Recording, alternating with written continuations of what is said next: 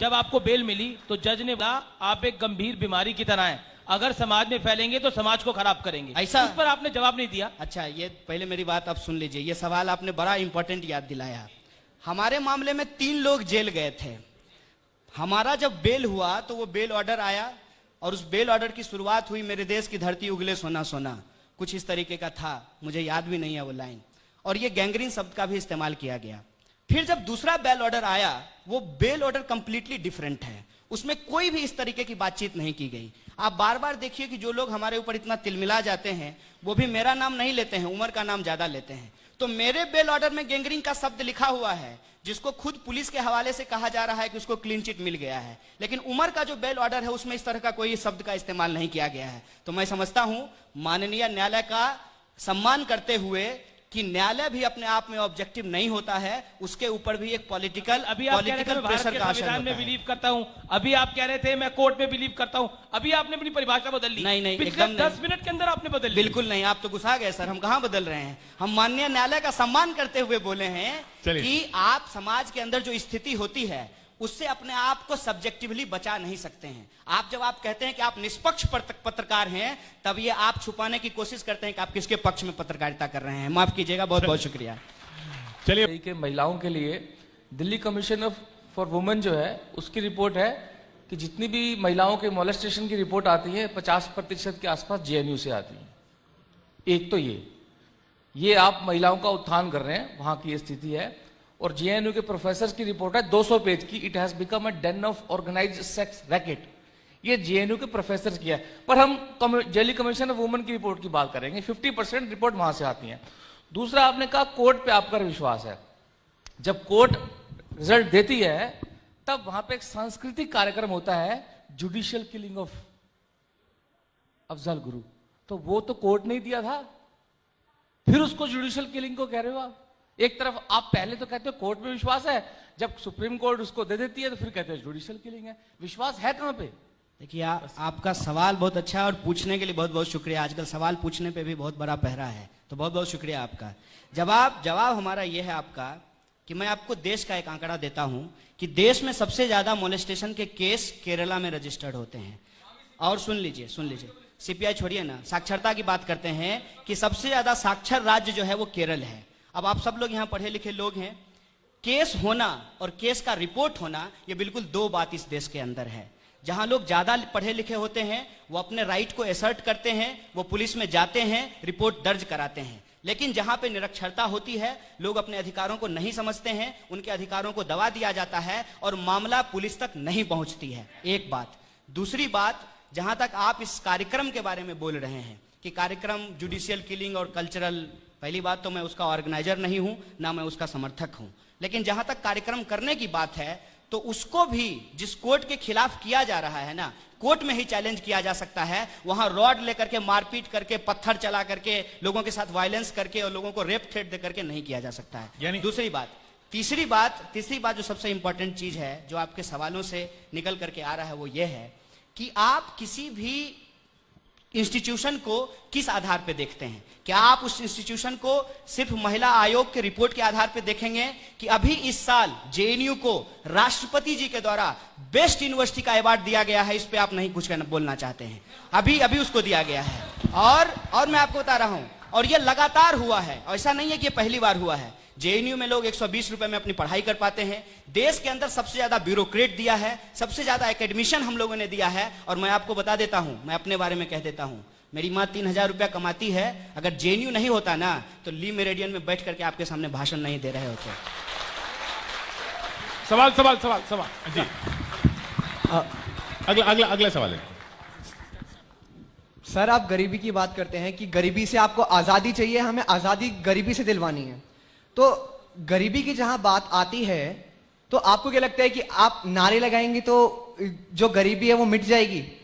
Sir, अगर गरीबी मिटानी है, आप आजादी की बात करते हो, ये बात तो मेरा सवाल ये है, आप ऐसा कुछ क्यों नहीं करते कि आप गरीबी मिटाएं? आप सोशल एंटरप्रेन्योर बनिए, आप एंटरप्रेन्योर बनिए कि आप टीसीएस की तरह, टाटा की तरह आप एक एम्प्लॉयज एक इतना बड़ा पूरा खड़ा करें। हो गया सवाल। बहुत बढ़िया सवाल है, इनका जवाब दे देते हैं।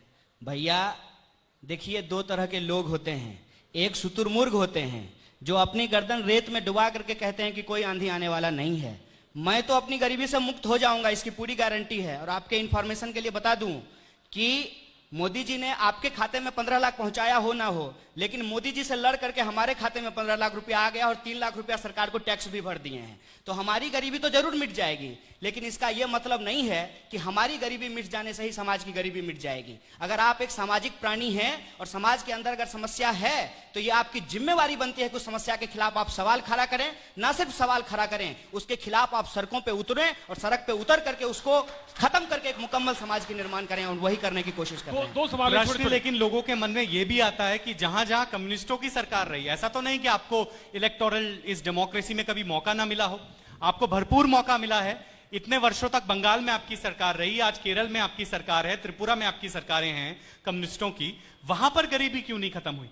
क्योंकि आपकी वहां पर क्यों नंदीग्राम और सिंगूर जैसे हत्याकांड हुए?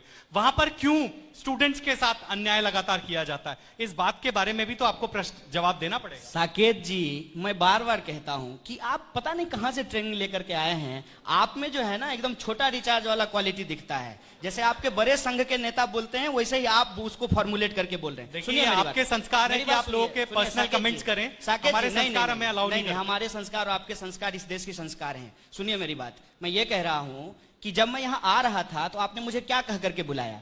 कन्हैया कुमार जेएनयू-एसयू के पूर्व अध्यक्ष। आपने मुझे कहा कन्हैया कुमार सीपीआई के जनरल सेक्रेटरी, सीपीएम के जनरल सेक्रेटरी। भाई साहब, आप उस काम के लिए मुझे क्यों तोहमत दे रहे हैं जिसके लिए मैं जिम्मेवार ही नहीं हूं? आप मुझसे स्टालिन का हिसाब मांगते हैं, लेनिन का हिसाब मांगते हैं। मैं आपसे देश के अंदर जो हो रहा है उस पर हिसाब मांग रहा हूं। आप ये बड़ी बड़ी समस्याएं जब उठाएंगे तो लोग प्रश्न तो करेंगे कि ऑल्टरनेट क्या है, ऑल्टरनेटिव क्या है? डेमोक्रेसी ऑल्टरनेटिव नहीं है क्या? आप कैंपेन मोड में महाराज, आप यूपी का चुनाव नहीं है। एक मिनट अरे चुनाव तो हम जीतते रहते हैं, जनता हम पे भरोसा करती है इसलिए वोट देती है और आपको रिजेक्ट करती है। आप एक बार जेएनएसयू के अध्यक्ष बन गए, अगले साल आपकी पार्टी को कैंडिडेट भी नहीं मिला जेएनएसयू में और आपको गठबंधन करना पड़ा सभी वाम दलों को एक साथ हमें हराने के लिए।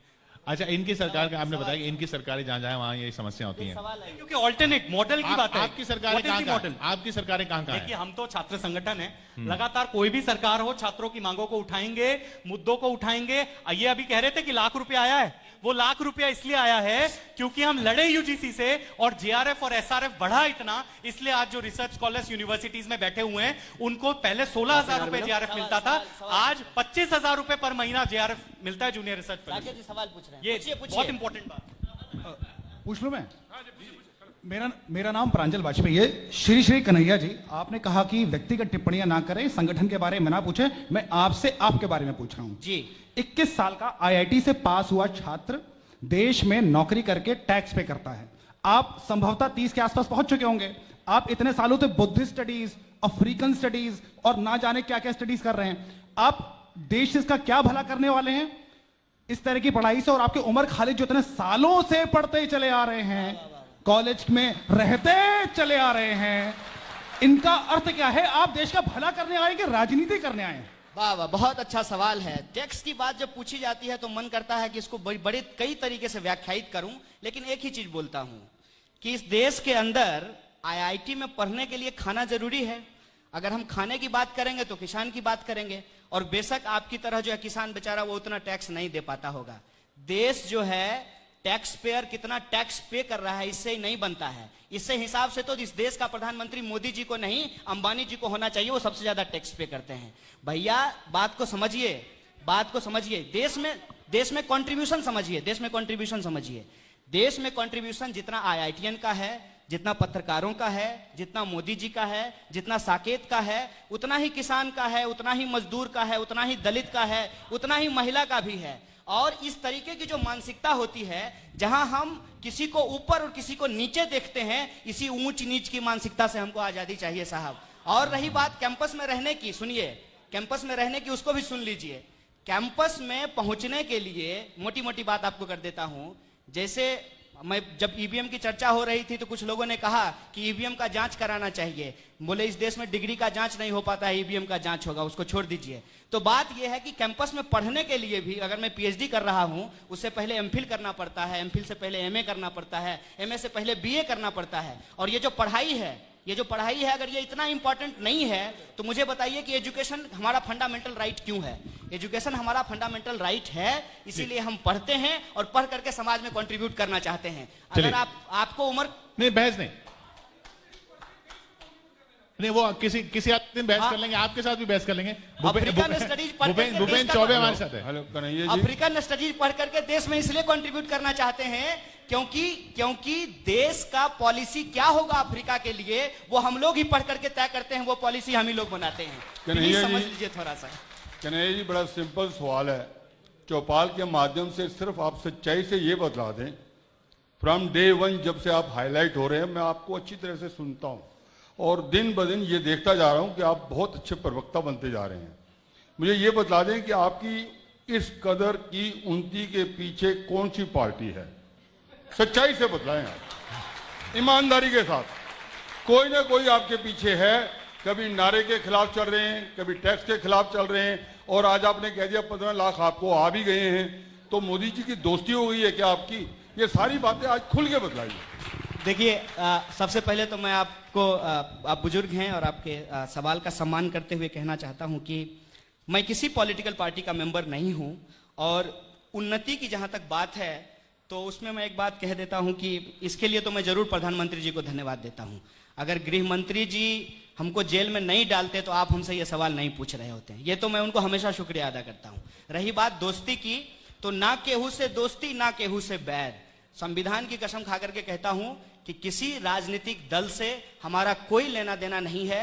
इस देश का एक जिम्मेदार नागरिक होने के नाते जो वादे हमसे किए जाते हैं उस वादे का हिसाब ही सरकार से मांगते हैं।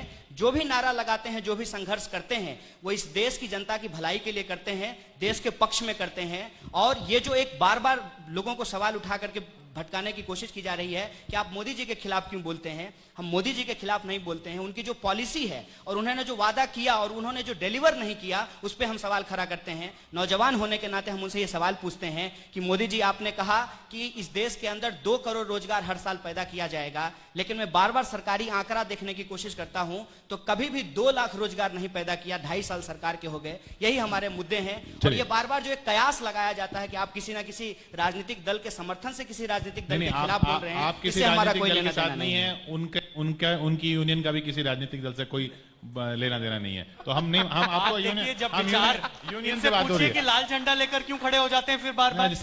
जब लाल झंडा लेकर खड़े हो जाते हैं और केरल और पश्चिम बंगाल में जहां जहां सरकारें रही हैं, आप भी उसके थोड़ा बारे में भगवा कर जवाब भी लीजिए, नहीं देना चाहते। आप भी थोड़ा झंडा निश्चित भगवा रूप से कर लोग लीजिए, हो प्रश्न जाएगा करेंगे। बराबर। लेकिन हम नहीं मान रहे, हम आपको स्टूडेंट लीडर के तौर लेकिन पर जानते मान हैं साकेत जी हमारे पक्ष में काम कर रहे हैं।